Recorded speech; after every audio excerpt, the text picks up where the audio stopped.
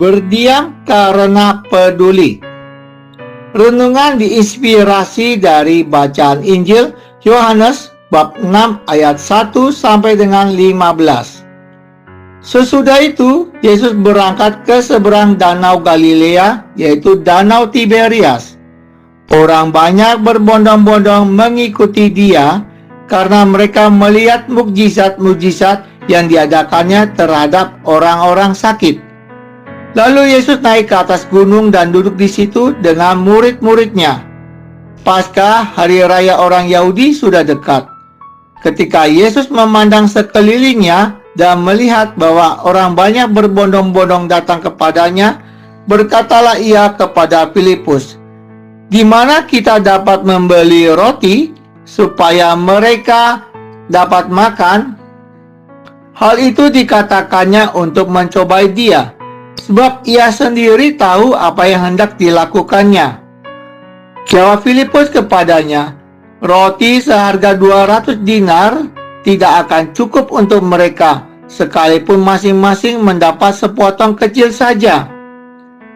Salah seorang dari murid-muridnya, yaitu Andreas, saudara Simon Petrus, berkata kepadanya, "Di sini ada seorang anak yang mempunyai 5 roti jelai dan 2 ikan.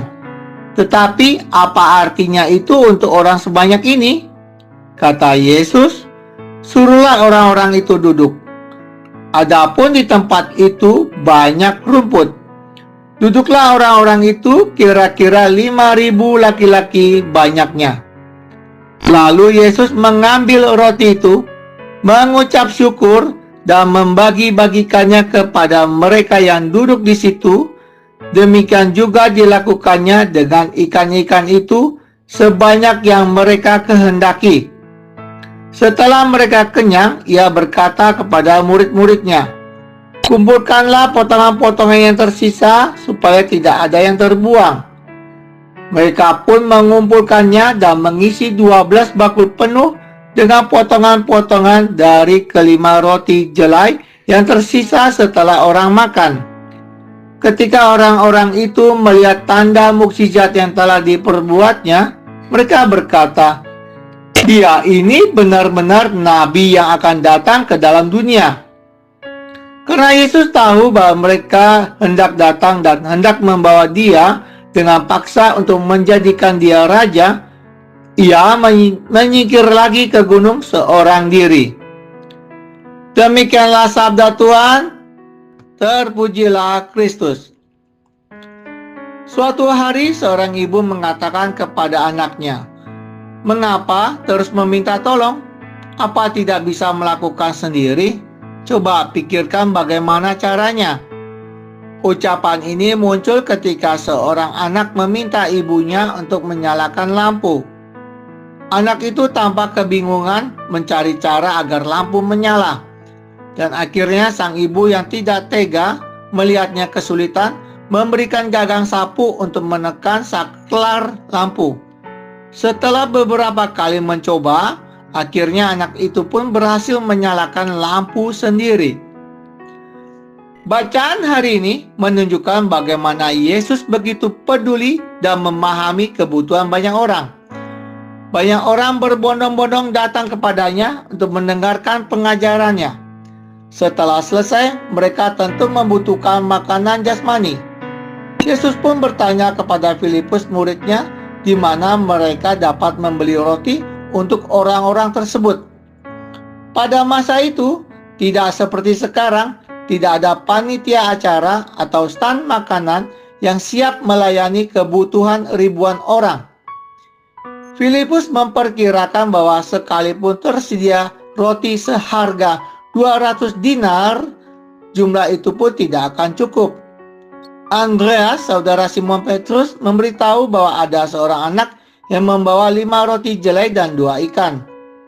Namun jumlah itu jelas tidak memadai untuk ribuan orang. Seperti ibu yang akhirnya membantu anaknya, Yesus pun bertindak.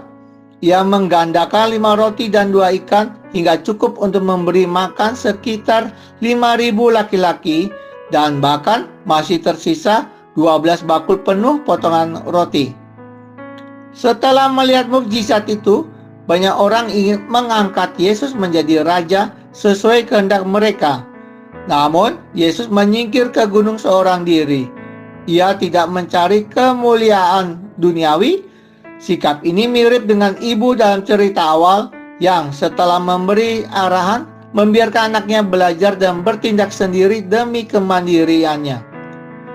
Belajar dari Yesus, sang ibu, dan arah dasar Keuskupan Agung Jakarta 2025, marilah kita menumbuhkan kepedulian yang lebih besar kepada saudara-saudari kita yang lemah dan miskin.